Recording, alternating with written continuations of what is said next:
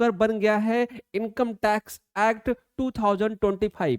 आप सभी जान रहे हैं, एक बार ध्यान से समझिए कि आपका फाइनेंशियल ईयर क्लोज होने वाला है। आपका फाइनेंशियल ईयर क्लोज होने वाला है और अब आपको नीड पड़ेगी इनकम टैक्स डिडक्शन की।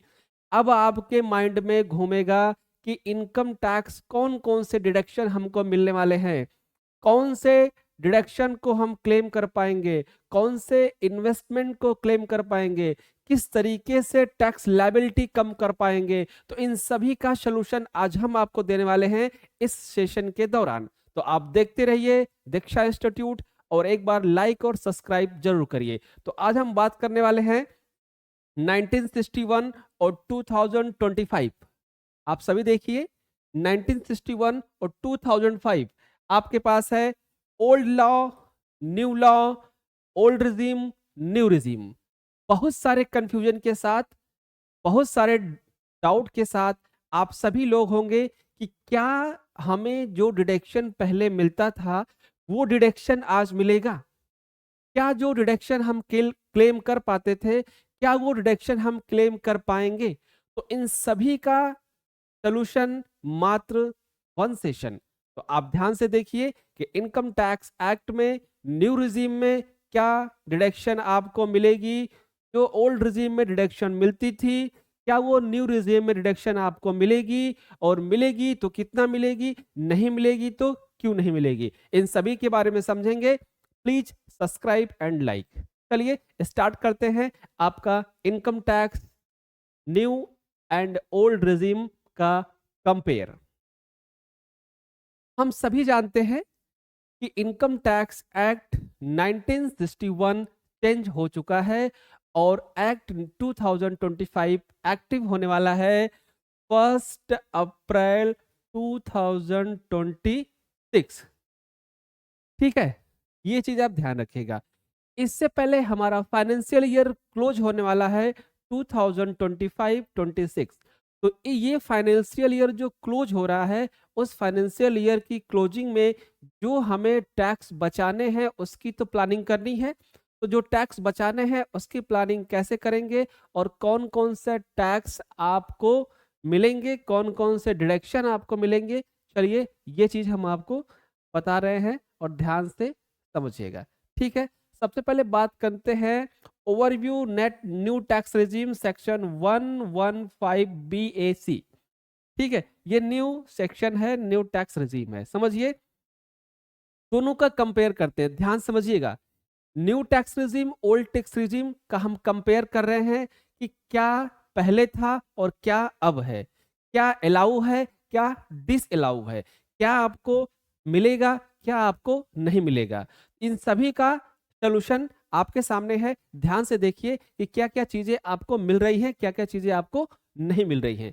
चलिए बेनिफिट्स ये थे न्यू टैक्स रेजिम 2025 और न्यू टैक्स रेजिम 2025 और 6। ध्यान देना दोनों ही न्यू टैक्स रेजिम है क्योंकि अमेंडमेंट अभी बहुत जल्द ही हुआ था।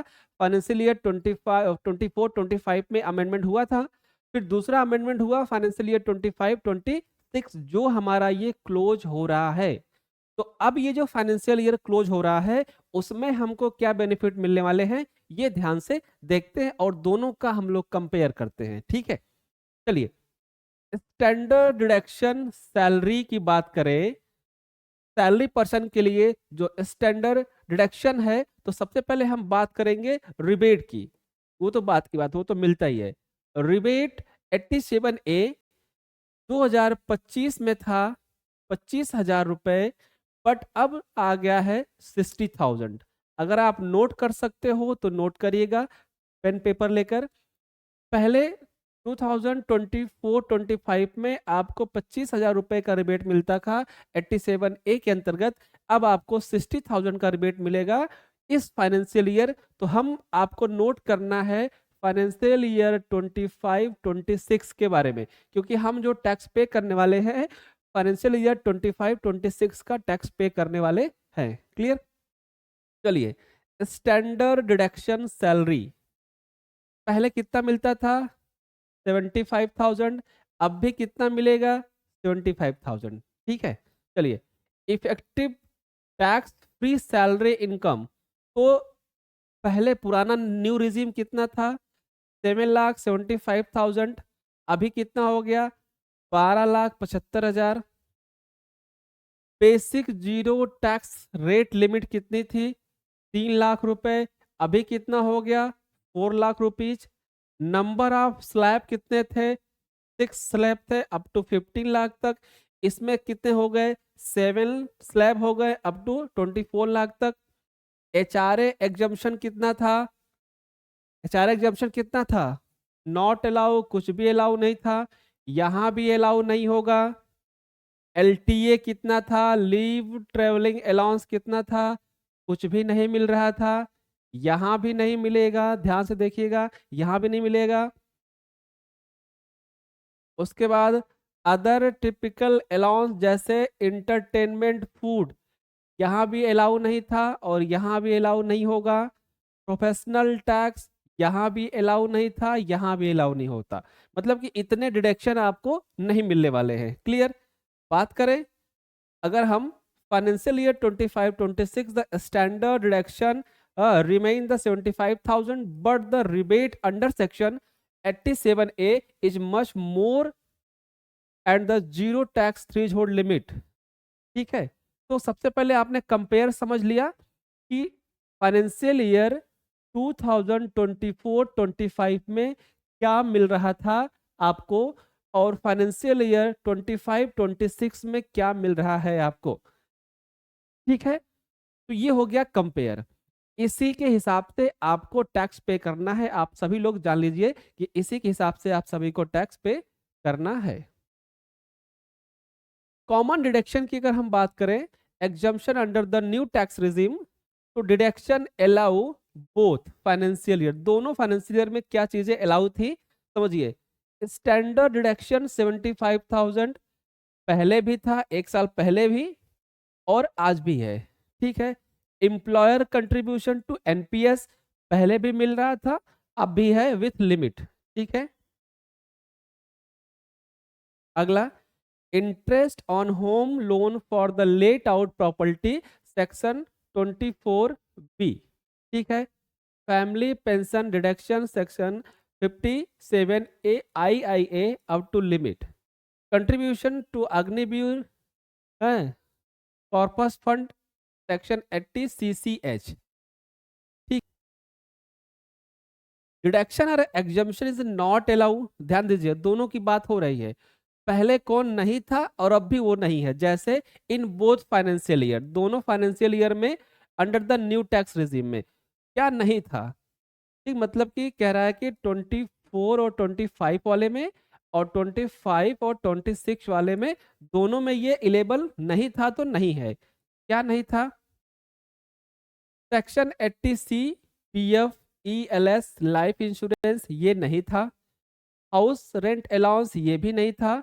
लीव ट्रेवलेंस अलाउंस ये भी नहीं था। सेक्शन 80D हेल्थ प्रीमियम ये भी नहीं था। 80E एजुकेशन लोन ये भी नहीं था। 80G डोनेशन ये भी नहीं था। प्रोफेशनल टैक्स एज डिडक्शन ये भी नहीं था। और टिपिकल फूड सैलरी वगैरह ये सारी चीजें, मतलब कि न्यू टैक्स रिजीम में ये आपको पहले भी नहीं मिलता था और इस फाइनेंशियल ईयर में भी नहीं मिलने वाला है। Clear?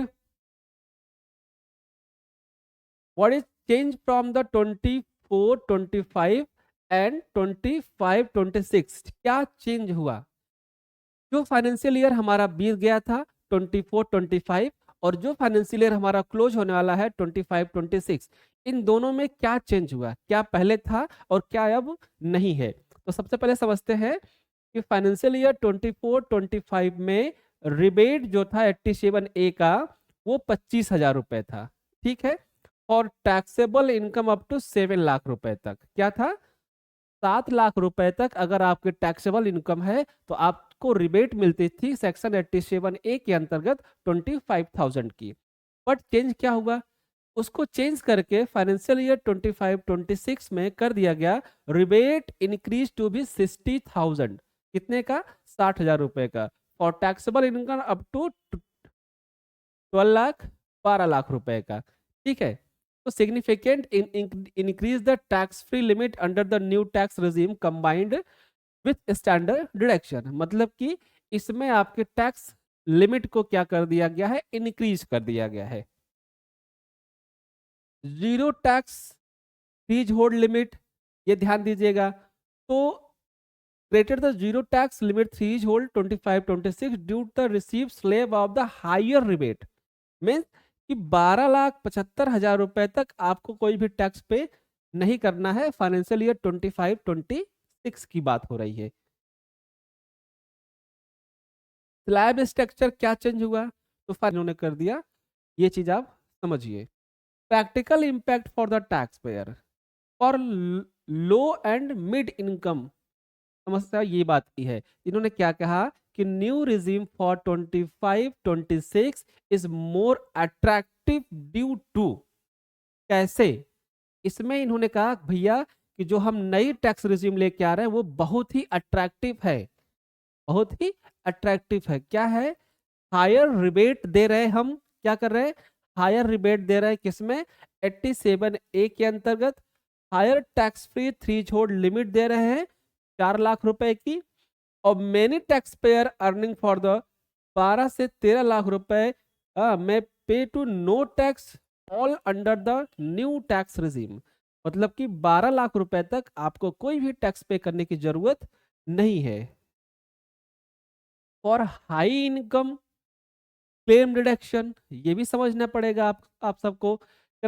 Even under the new tax regime only limit deduction apply, long term planning under the old regime में still be better if the 80C 80D home loan interest and the but of old regime of tax, means कि अगर आपको अपने deduction claim करने हैं तो please shift old regime, आप अपने ओल्ड रिजीम में जाकर अपने डिडक्शन को क्लेम कर सकते हैं। 80C 80D 80U जो भी आपको क्लेम करना है वो आप क्लेम कर सकते हैं। ठीक है, चलिए summary of checklist new regime future both year, दोनों साल की बात कर लेते हैं हम लोग।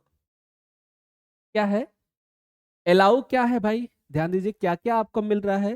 तो 75,000 स्टैंडर्ड डिडक्शन पहले भी था सैलरी में, अब भी है। एम्प्लॉयर एनपीएस कंट्रीब्यूशन, एनपीएस आपको मिल रहा है, ध्यान दीजिएगा, पहले भी मिल रहा था और अब भी मिल रहा है। Some specified deduction like this section 80C CCH, तो एनपीएस इन्होंने क्या कर दिया, सेक्शन 80C CH में कर दिया। लेट आउट प्रॉपर्टी इंटरेस्ट ये भी मिल रहा है, फैमिली पेंशन डिडक्शन ये भी मिल रहा है। ठीक है, मतलब ये सारे क्या है, अलाउ है, आप इसका डिडक्शन क्लेम कर सकते हैं। बात करें नॉट अलाउ, जो पहले भी नहीं मिलता था और अब भी नहीं मिलने वाला है, न्यू टैक्स रिजीम की बात कर रहे हैं।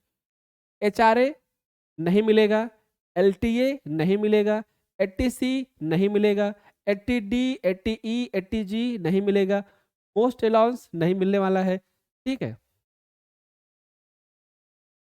Main change from the 24 25 and 26 क्या चेंज हुआ, तो सबसे ज्यादा जो चेंज हुआ वो हायर रिबेट चेंज हुआ। ठीक है, इंक्रीज टैक्स फ्री बेनिफिट और स्मूथ स्लैब स्ट्रक्चर, पहले 5 में था, अभी इन्होंने क्या कर दिया, 7 में कर दिया। ये चीज आप ध्यान दीजिए।